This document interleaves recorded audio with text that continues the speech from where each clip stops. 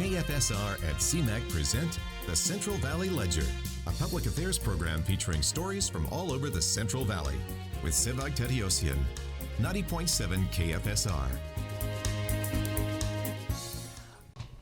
Welcome to another edition of the Central Valley Ledger. We're recording via Facebook. Thank you to our friends at Facebook for making this recording happen. Our guest is Ken Davitian. I met Ken when he came to Fresno years ago, and it's cool to talk to him again. Ken, welcome to the program. Hi, how are you? I am good. Thanks for making this work. Thank you. It was nice to be called. It was very challenging, but we got it all done, all the technical stuff, because I am computer illiterate. I met Ken a few years ago when he came to Fresno to show a movie. Well, wait, I have to go back. I didn't come to Fresno one time. I've come to Fresno probably 100 times. I was in the AYF and the ARF, and when I was in the AYF, I was one of the executives. So we came to Fresno a lot. And in fact, I was doing a hunt test in Fresno. I was, 20 years old, and the hunt test was being taped. And 25 years after that, I went to Universal for an audition, and the girl that works at Universal that's taping me says, "Hi." And I said, "Hi, how are you?" She says, "You don't know who I am, but my name's Valerie McCaffrey, and I met you in Fresno, and I taped you in Fresno when you did the hunt test." And I said, "And you're a casting director now?" And since then, she's been my friend. In fact, I had dinner with her at Maral's house about 2 weeks ago. It's a very small world because we've had Valerie several times on this program. She actually shot one of her movies here in Fresno, so we've heard her story, and she's doing some wonderful things. She's also a location scout. Yeah, she does that. She does management. But she's originally from Fresno, and I used to come there all the time. I did plays at the church hall. I used to go across the street from the church was the bakery. I don't know if it's still there. If you're wondering where Ken is talking about, he's talking about Holy Trinity Armenian Apostolic Church in downtown Fresno, and he's also talking about Valley Lavash, which is across the street. Yes, and I'm talking about Blackstone. I personally have been thrown out of almost every hotel on Blackstone. Ken, you could have picked any profession out there, but something drew you to acting. Why did you get involved in acting? I didn't want my tombstone to say Rubbish Man. And that's what it would have said. And when I started getting older, I was like 13 years old, my father and grandfather picking up garbage, and my grandmother is doing a play with a lady who's supposed to be very sophisticated, and she has a drama group, and I had to be very well propered in front of her. And I got older and found out that Digin Mamoulian is Ruben Mamoulian's son, who directed motion pictures like Blood and Sand in the United States. And he was a very up-and-coming Armenian director, and I just thought, I think it's easier to do the play thing than picking up the garbage. But I picked up garbage till I was 35, 40 years old. You have been in numerous films. Do you know how many films you've been in? Because we remember you for Borat, but before then, you were very active. I don't know, but I did 120. They told me I did 120 appearances before Borat. And since then, I don't know. I've been in a movie called SWAT with Samuel L. Jackson. That was before Borat. I was in The Shield. I played an Armenian guy. I always play an Armenian guy. I always try The last television series I did is coming out probably near the end of the next couple of months, and it's called Mr. Mayfair. And when they sent me the script, I was to play a mobster. And the idea is that the mobster kills somebody in New York, so he goes to see his friend in London so they won't kill him. And the friend in London is Armand Desante. So they wanted me to be Italian, and I said, listen, can I play Armin? And as soon as the director said, oh, so you want to be Armenian? I bring more to the role. Now Armenian was part of the whole role. We go to Armenian restaurants. We talk about Armenian girls. We talk about oh, that's the genocide. Yeah, you guys know about. Wait a minute. I thought we're talking. Where are you going? So little funny things like that, but it makes me feel more comfortable. You mentioned that your family was from Fresno, or part of your family was from Fresno. Were you born then in the United States? You weren't born in Fresno. All right, I'll give you the whole story. Okay, mother was born here. Her parents came after the genocide. So she's what they call a terrazzi. Okay? Father was born in a village right outside of Armenia, Arevashad, drafted at 18 into the Russian army and sent off to World War II, captured by the Germans, put into a labor camp with 4,000 other Armenians, and they stayed there 3 years after the war. And then starting right after the war, a guy named George Mardikian and Eleanor Roosevelt did all the paperwork and everything to get these 3,000 Armenians to Fresno. So they came to Fresno first, and they picked apples for General Sarkisian. After they picked the apples and they stayed in Fresno for a while, they came to East LA. I was conceived, and then they made money and moved to Montebello. So there's a little bit of agricultural background with you and your family and the connection to Fresno. It's amazing how many people have a connection to the Fresno area. Yeah, my mother was here. My father, they all picked apples, and a lot of my friends went to San Francisco, the Madatians, the Mazikians, and a lot of people came to Montebello. They got into rubbish. They got into catering. Now they own casinos. They've worked their ass off, and a lot of guys from Montebello drove every weekend to visit their girlfriends in Fresno, and some of them married them. Hago married somebody from Fresno, Alice, and then Johnny McKenyon married Karen. We have a lot of, I was going to say killer. That's our nickname for Robert Oganesian, who married somebody from Sanger, but we still call that Fresno. Once COVID is done, we'd love to have you come back to Fresno. Listen, let me tell you about it. I would anytime. Okay, I love Fresno, and I have a couple of broken hearts in Fresno, a couple of broken hearts here. I came up to Fresno when a friend of mine was showing his movie that he did called Orphans of the Genocide.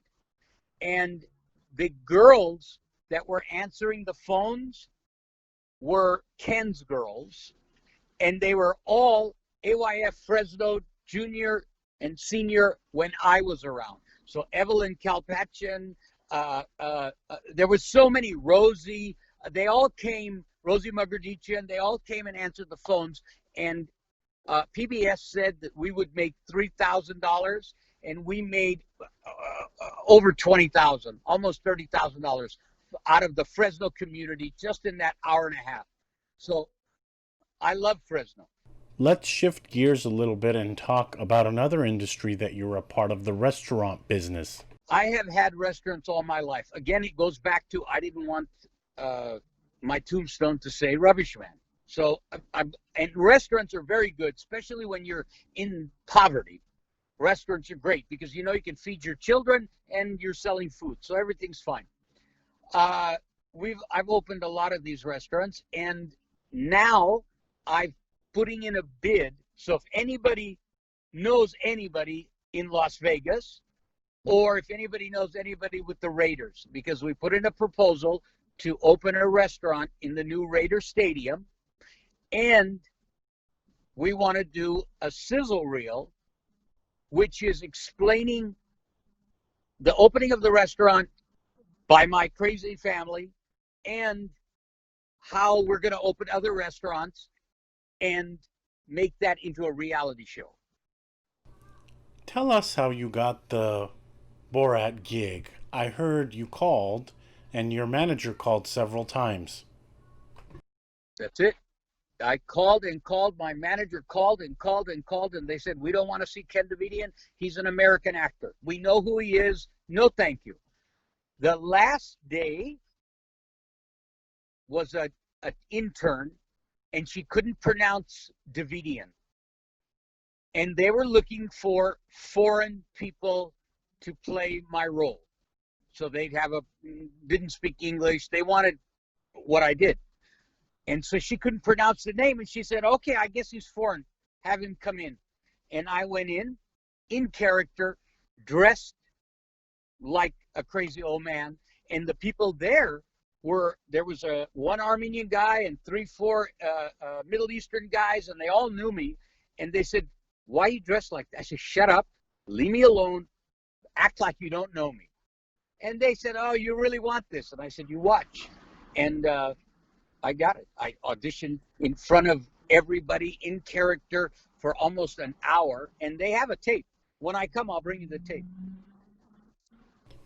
People see celebrities making money and they think that it's easy to do.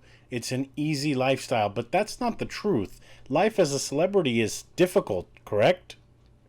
Yeah, it's not easy. None of the, and the worst thing is when people come up and go, hey man, I want to be an actor. How do you do that? First of all, I went to school. I was the ham of junior high, high school, college. This doesn't come, you don't know what to do, and they don't pay big money to people that go, okay, what do I do now? So you got to learn, you got to know it's a craft. And I really love doing it. Before we leave this topic, let's talk a little bit more about the industry. It's a tough industry, and I want you to emphasize that because people sometimes think that life is so easy. They get gigs right away and they'll start making big Brad Pitt money.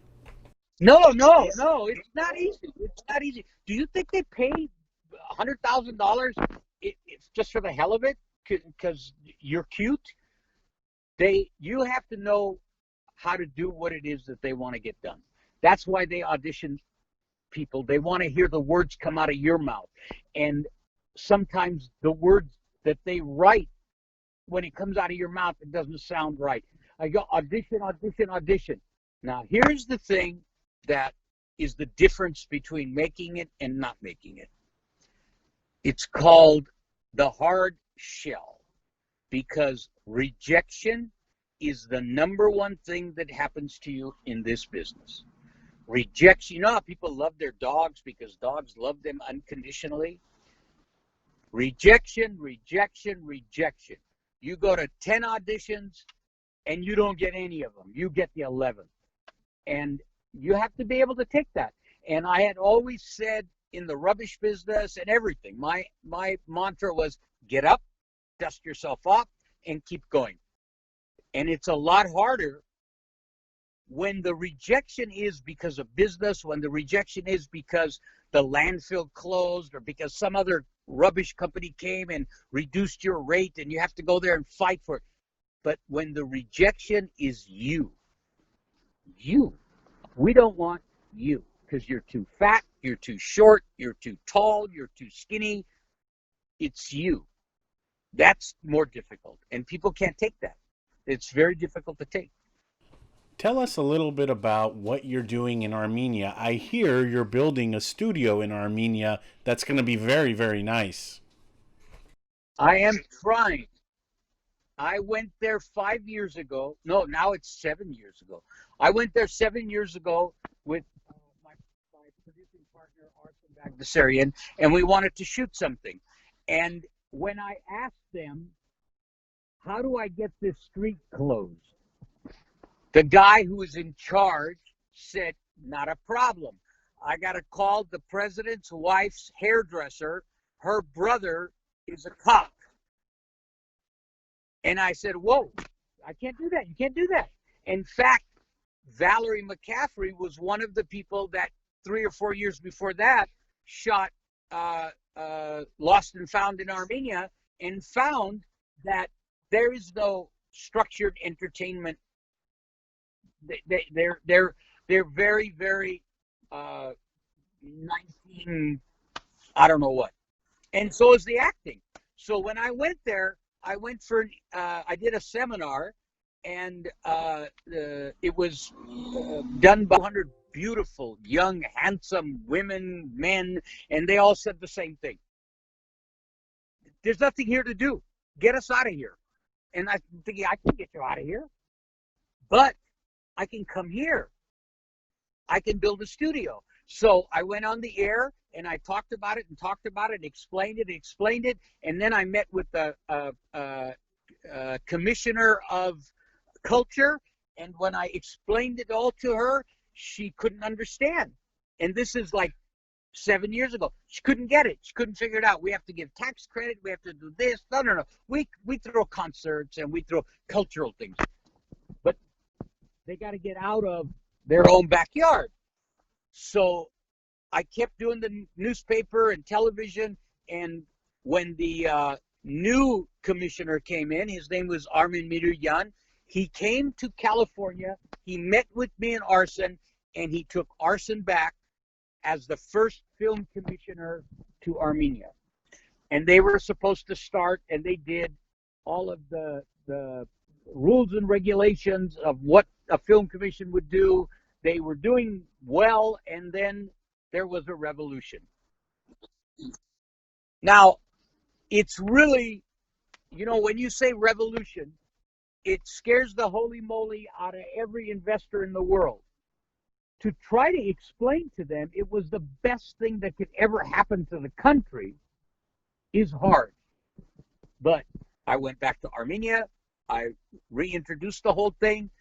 I've talked to other investors. There are people that are waiting to find out, because the government has to say, we want you. And we are already very close to that process. We've met with hundreds of people. We've had hundreds of hours of meetings. We've got lawyers over there. Arsen's come back and forth. We've got investors ready to move. It would be, and I'm not talking about a little studio. I'm talking about, I want to get Warner Brothers or Paramount or Universal to come there and manage a $50 million project. I want, if Croatia started making $800,000 a week while they were filming Game of Thrones, and then that $800,000 a week turned to $3 million a week. You bring somebody to Armenia to spend $20 million on a film, $30 million on a film, that will generate thousands and thousands of jobs, and good paying jobs, and money for people that aren't even involved, like the cleaners and the restaurants and the hotels. But still, the studio needs 2,000-3,000 people. We have made an agreement with the University of Connecticut to build on our property a center so that kids can transfer to Connecticut and to Armenia to learn about theater and all of the equipment and everything. We want to build a gaming arena so kids from around the world can come and these things, they make millions of dollars in competition in gaming, computer gaming. We want to bring that to Armenia. Armenia has the world's probably second or third greatest tech. Their technology is fantastic. They're competing with Silicon Valley. They know how to do the tax credits and everything that we need to get the approval to start getting construction done there and bringing in business. And I mean, I want to bring every Armenian that I can. I've even contacted Kardashians to use their name on the building that's going to host the wardrobe and stuff.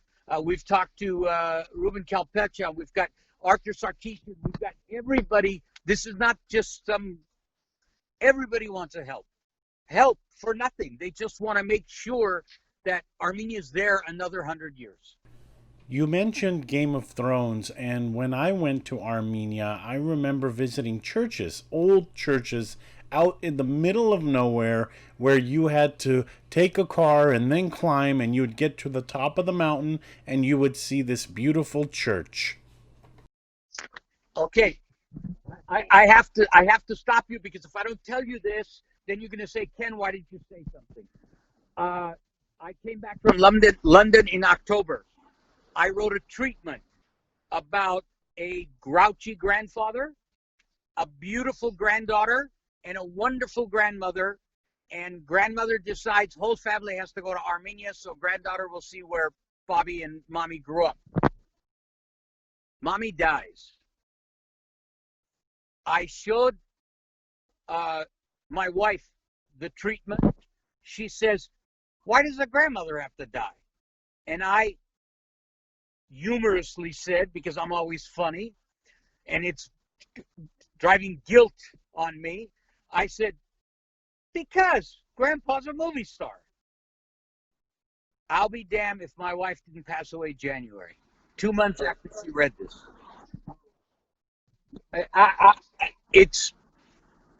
But I wrote the script with a friend of mine. I gave him the treatment. He wrote the script, and it's so touching. And I figured the guy's going to do his homework, and we're going to do this in Yerevan. He did his homework and picked Dilijan. And in the script, I have to take my granddaughter to where we got married, and the roads are washed out, and we have to climb up to get to this cathedral that's on the top of a rock, just like you're describing. And I'm going, I got to tell this guy, it's in the movie. And the movie's called Pistachio, and 20% will be shot here, and 80% will be shot in Armenia. And we just finished the script. We are running out of time this week on the program, Ken. It's been great talking to you, but how can we as a community help you in your goals? What can we do to help you? Tell people. One thing I really want, I want everybody to know about the movie Pistachio, because right now the budget is about $1.5 million, and we haven't started trying to get money, but we just finished the script. It's really, you're going to cry and you're going to laugh, and it's very Armenian touching, because Grandpa has to get back of spreading the ashes before the end of the 40 days, or Grandma will never get to heaven. So there's a time thing there. And what I want is everybody every Armenian to ask every other Armenian, what's going on with the studio? I heard they're building a studio, because nothing is going to happen unless I have the support of the people. Thank you, Ken. And before I let you go, your most popular movie, you think? Borat? Yeah. You don't want to talk about that. They run around naked. It's amazing to me that running around. I did 2 movies that were amazing. One is Borat. I never spoke a word of English. I only spoke in Armenian and ran around naked. And the other was The Artist. It won the Academy Award. I never said a word. I just only in America. And I want that to happen in Armenia. On that note, you have been listening to the Central Valley Ledger on CMAC, Comcast 93, and AT&T 99. We hope you enjoyed the program this week. Tune in next week to a new edition.